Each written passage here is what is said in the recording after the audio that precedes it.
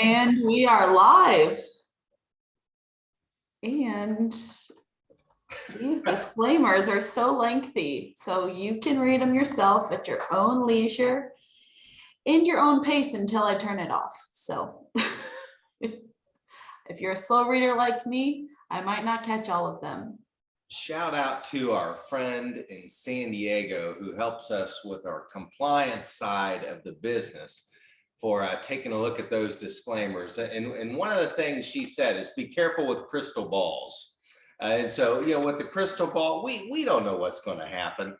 But I just want to say thanks for looking over those disclaimers for us. And if you have, you the listener, the viewer, if you've got an outside the box idea for a disclaimer, or you think something needs to be on there for your safety and the safety of others, give us some feedback. We are open to feedback. I'm looking at that and the fact that our crystal ball was stolen. I think there should have been a disclaimer for like how to store your crystal ball, like danger. That's right. You could be held responsible if someone were to take that crystal ball. Absolutely. Absolutely. I think we need some disclaimers on your skin this week and next week as the sun comes out. I don't know how I don't mess around. Now that's one I'm pretty serious about. That's a little too close to home. Wear your sunscreen, people. There we go. There we go. That is advice. Well, I'm hoping in the hopefully in the weeks ahead this will be a little thinner, these disclaimers. But could be. We'll see. We'll see what our San Diego friend has to say, but I'm thinking these have been up for long enough, so I'm gonna stop sharing. I was gonna say we haven't been showing the IBD 51, so we could thin that out even more. That's it's all good. Well, Amanda, what do we need to know today? Wear your sunscreen and lock up your crystal balls. Eric, what do you got going for us? It looks like you're in your garage. Yeah, I feel like I'm in a garage. I'm in I call it the dungeon. I'm probably right underneath you. I heard it. I had a really good meeting with a entrepreneur last night.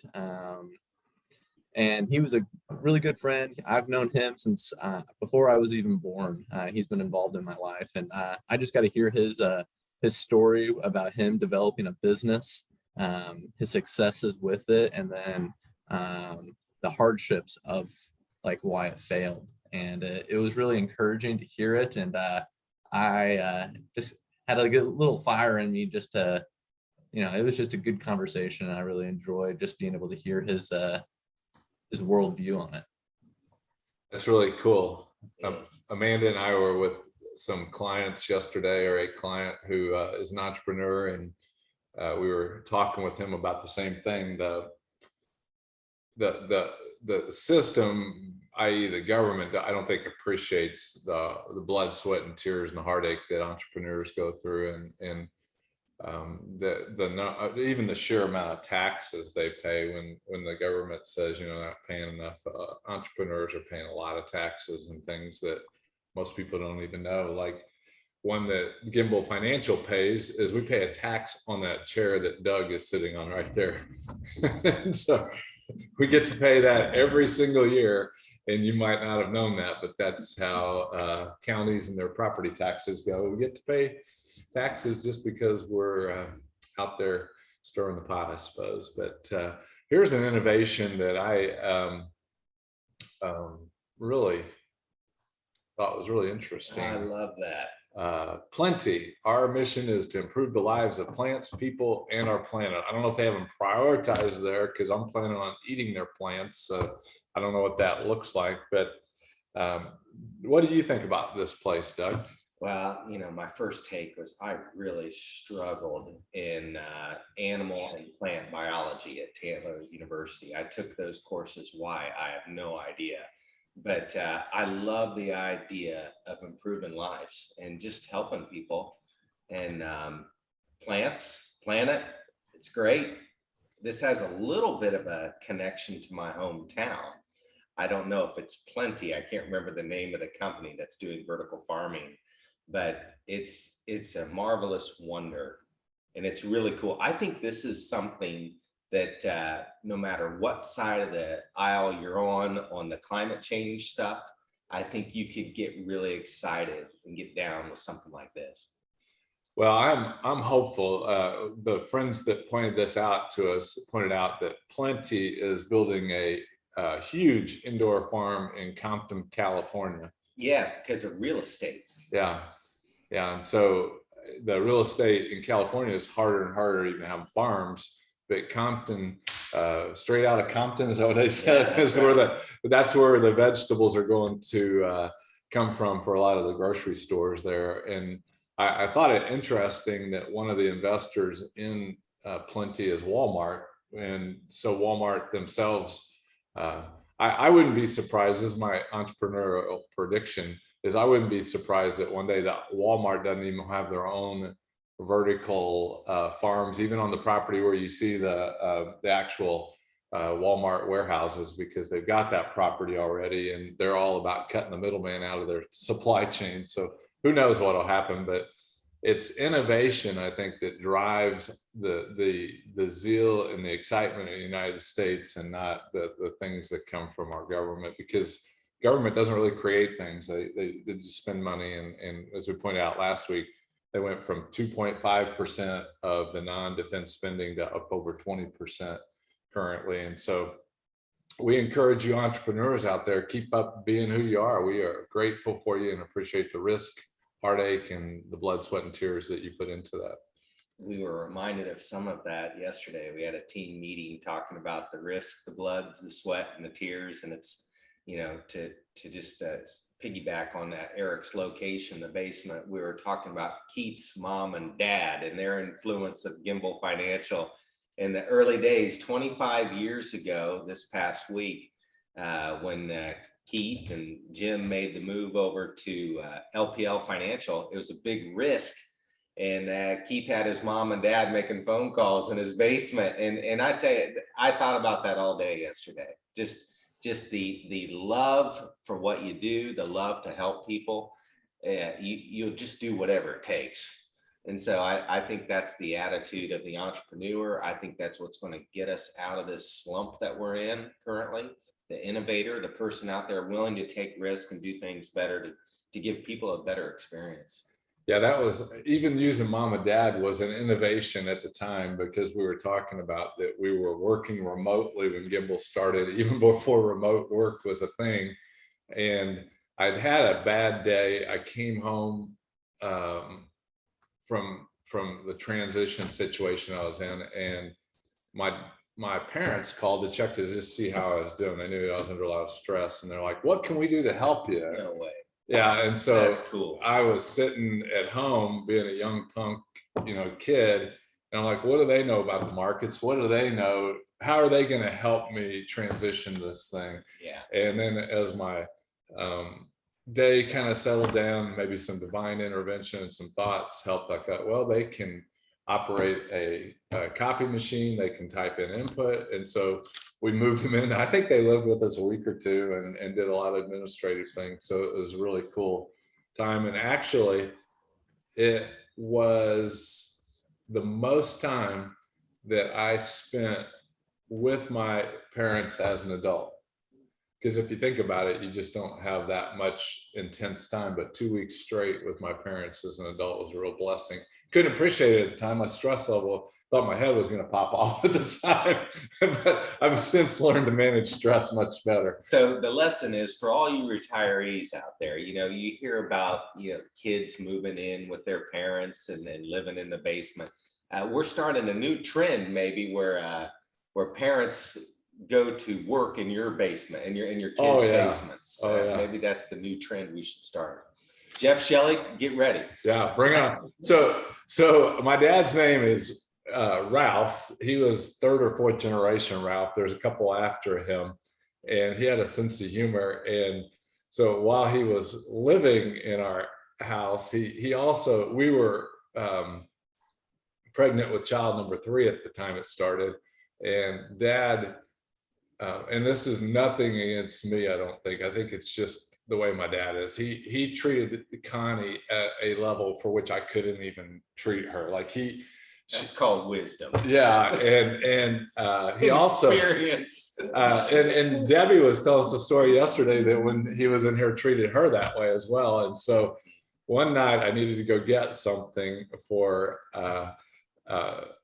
the house at Walmart or whatever, and I came back out after I bought what I did. My dad was sitting over in the co-pilot seat of the car, and he's just shaking up and down, laughing at himself. I'm like, "What did you do, Dad?" He goes, "I called Connie." I go, "Oh, well, that's not really that funny." He goes, "I acted like I was one of your clients trying to find you." And I go, "Tell me more." He goes, "I called her and I said, Connie Tyner, I'm Homer Twiddle. I'm looking for Keith Tyner." And she goes, "Who?" "Homer Twiddle, Twiddle, Twiddle. Have him call me." She goes, "Mr. Twiddle, can I get his number?" "Your number?" No. Just tell him to call Homer Twiddle. I'm not really pleased. Thank you." And I got home and Connie was like, "Somebody called you." And my dad just had tears running down his eyes. So that was a fond memory of 25 years ago. That's awesome. I love a good prank phone call. Yeah. That's good. There you have it. So yeah, I think even the point is that a young person may not see the value in my parents at the time, but I think everybody has value, and that they can bring it to the needs of others in a time where you wouldn't even be able to think what it could be. So I would take your value and bring it to somebody, because somebody is looking for somebody to help them, and they may not even know how or why. Yeah. That's cool. It's a good word. Well, one of the things we at Gimbal like to do is help you live your best life. And last week I did that with a friend. He is a St. Louis Cardinals fan. And Connie and I decided to go be St. Louis Cardinal fantasy fans. And as you can see in this picture, we're at Busch Stadium in St. Louis. This was their 2022 fantasy camp. And they were literally bringing these men and women, there was one woman on the team, out on the field, and they played a couple games out there, and it was just a hoot. We had a blast cheering my friend on to his best life, and it was one of the great benefits and pleasures of helping people live their best lives. Summer camp, that looks pretty fantastic. It was fun. It was a good time. Did he get a hit? Yeah. Did he hit the ball? He did. He got on base. He caught, I think he did it twice. I think he caught 2 full games, 9 innings. Yeah. I'm not going to give out his age, but he's a little older than me, and I'm pretty sure that's a lot of air squats. I've caught a lot of baseball games in my life, but I don't know if I could do a 9-inning game today. But one of the cool things is one of the catchers was a 71-year-old man who did 9 innings. So it was a lot of fun. I'm not a big pro baseball fan. I'm going to go sit in the stands, but I would watch a fantasy camp. Connie and I decided we would go do it for even strangers if we didn't have a friend there. It was such a fun time cheering and hooting and hollering at people. It was just good. Yeah, that's pretty awesome. Let's look at want to look at the markets, Doug? Let's do it. Some days I prefer not to do that. Yeah. My favorite comment as of late is, "Doug, I haven't even looked at my statement." And so, yeah, it's just been tough. My goodness. I mean, anytime we've looked at the markets, it's a consistent theme. It's all tough out there unless it's energy related. And even this week, it's been tough on the energy related. The number one from down here, you can see that Market Smith rates the industry groups, and number one again at the top of the list is coal. I'm nothing against my friends in Compton, but I got a feeling coal will be helping bring light and energy to our vertical farms, and so it's just an interesting phenomenon. Let me go to the NASDAQ here real quickly. The NASDAQ is down 2% today, so it came out of the gates. I think the thing that shocked the market this morning was inflation came in this morning higher than they expected, the highest since 1981, and highest increase in inflation. So it came in at 8.6%, and they weren't suspecting that. But I don't know. Hopefully you listeners have an opinion. I don't know, having gone to the grocery or to the gas station lately, that I'm really surprised that inflation was at that number. Maybe I'm surprised it wasn't higher. Yeah, I think that's a true statement. I mean, we've got a 30-gallon gas tank in Caroline's van, and I'm surprised it wasn't higher. Yeah. Yeah. So these things I think will have an impact on the economy. The market is not shrugging it off yet this morning. Doesn't look like it's bouncing back up. Let's look at the S&P 500 here. We've been getting a little more optimistic. This may change a little bit of our strategies depending on what's going on here. We'd like to see this red line right here is the today's action. Well, I hit the wrong button here. Temporary line pin. This is today's action. This space between here and here is called a gap. That means the market did not trade in that range. It just opened up lower than that level. Sometimes that can be an exhaustion gap where people are just done selling, or sometimes it can lead to further selling, and we'll have to just wait and see. But we'll watch. I think what we'll watch today as the day goes on is what happens to the volume down here, how much selling comes into the market, and then we'll watch to see where the buyers are coming from today too, see if they're out there looking around. We talk a lot about the red line, the black line, the red line being the 50-day moving average, the black line being the 200-day moving average. And there's another one we really don't talk much about, but Keith and I pay close attention to, the green line, and that's the 21-day. And as you can see, we started to push through that, and that was optimistic. That was a good thing to see. But we've started to come back through it again, and that's not all that great. That tells us the trend is weakening. That the bullish trend that we are hoping for is weakening. Yeah, and that's just what it is. I mean, that's not an opinion. That's not a hey, it's going to be up or down tomorrow. That's just what it is today.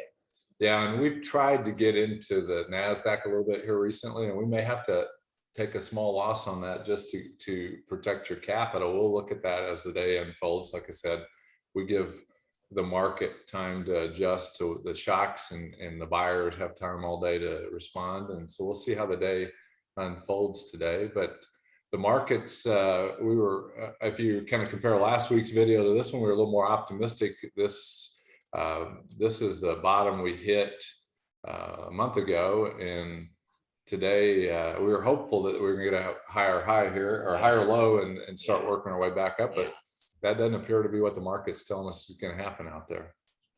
One of the commentary pieces I was reading from Brian Westbury, he's one of our favorite economists that we've paid attention to and been encouraged and enlightened by over the years.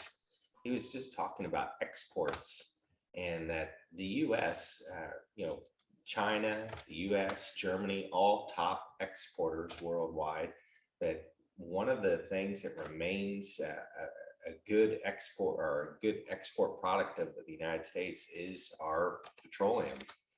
And year over year, that's been doing fairly well. And so Mexico, Canada, India, China, South Korea, the Netherlands are all buyers of our products. And so that's was encouraging to me to see that we're still a top exporter. I know China is number one, but we still have a big market for our products, and that's encouraging. Well, the U.S. is consistently a leader in innovation. I think a lot of that has to do with the idea that you're incented. You're free. Yeah, you're free and incented to invent new ideas and bring those to the marketplace. And so that part, I think, is going to be very curious, because a lot of the companies that drove the innovation through the 1980s and 90s were really sprung to life through the difficulties of the economy of the 1970s. And so as difficulty works its way into the kind of the food chain of the economy, I think it'll create more and more innovations for people. They'll just have to think more creatively. They'll have the parents down in the basement typing out envelopes and new account applications and things like that. However, it can seem frustrating when things aren't going the way you want, but we just really believe optimism is the way to kind of lead to those innovations. Optimism leads to seeing the world differently than everybody else. And that would be an encouragement that I'd offer you, is to be sure and protect your own mindset, because as we journey through difficulties of inflation and, you know, probably see increased taxes in the months ahead, that those are things that are easy to get kind of pessimistic about, and we would discourage that kind of activity. Protecting your own mindset is so huge, especially today. I mean, there's stuff on nightly television that you could just get swamped in, and just want to encourage you that there's positive stuff happening even in your local communities. Like when I was looking at the top exporter lists, there's a big company here in Indianapolis that was on that list, and it's really encouraging for me to see that and think, hey, I know people who work there. They are not only industry leaders, but they are worldwide global leaders, and that's something to celebrate. That's something to want to be a part of. And innovation happens all the time. I didn't jot down the one I noticed. I'll show you what I came up with this with my trip to St. Louis here, and I thought it was really pretty fascinating. The innovation that came about during the 1930s. Here we go. I'll share my screen. Innovation happens. Since 1930, proudly made in St. Louis. Can you imagine why there might have been something called Tums invented in 1930? Yeah. Proudly made in St. Louis. I love that part. Yeah. That is really cool. Yeah. The other picture I took was are the music notes there for the city? Are the music notes like tums to tums tums? I mean, probably. What is that? I don't even know. Yeah, I don't know what that was. Whoever did the media graphics there, nice work.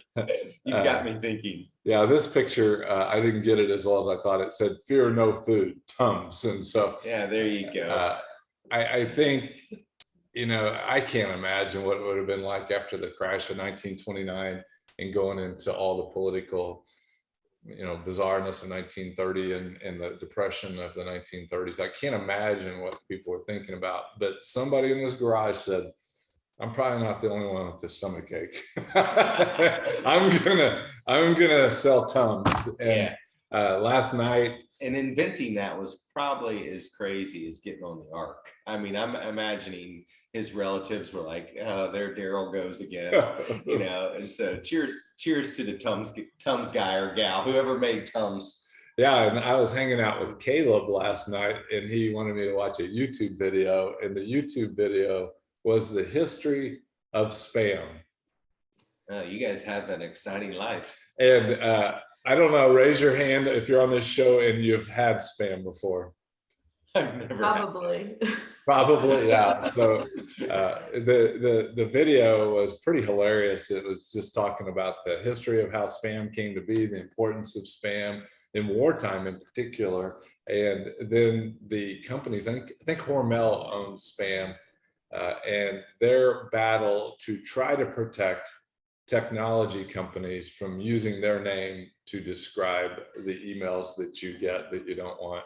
And all that was included. Nice. Yeah, all that was included in the history of spam. And to think that you have to try to protect your trademark like they did to go against the technology companies was funny. But innovation is great. And essentially those innovations make their way to the markets, and then we have the opportunity to invest in them on your behalf. So it's a lot of fun. I'm going to shift back to inflation real quickly, because I promised you all every week until inflation settles down, I'm going to bring my inflation game. So I brought to you this week the Reserve Bank of Zimbabwe, the $20 bill. I don't know if you've paid attention to Zimbabwe over the years, but if you look at this particular note, it had an expiration date of July 31st, 2007. And can you imagine that? No, I can't. I mean, like well, you can't see it, but Keith gave us all a silver dollar, and this coin has no expiration date on it.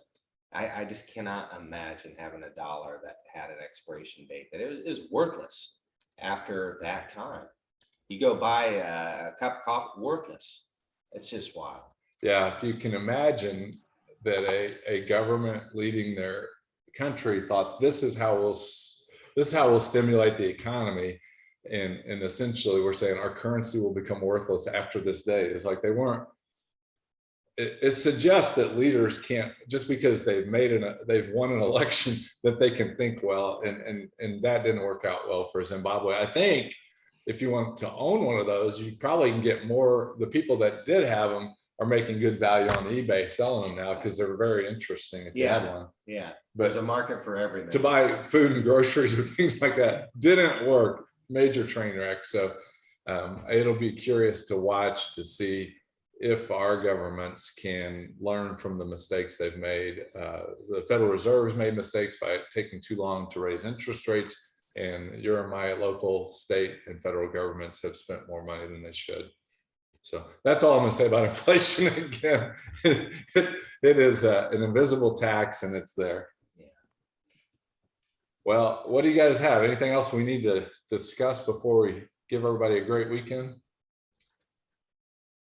I don't think so. All right.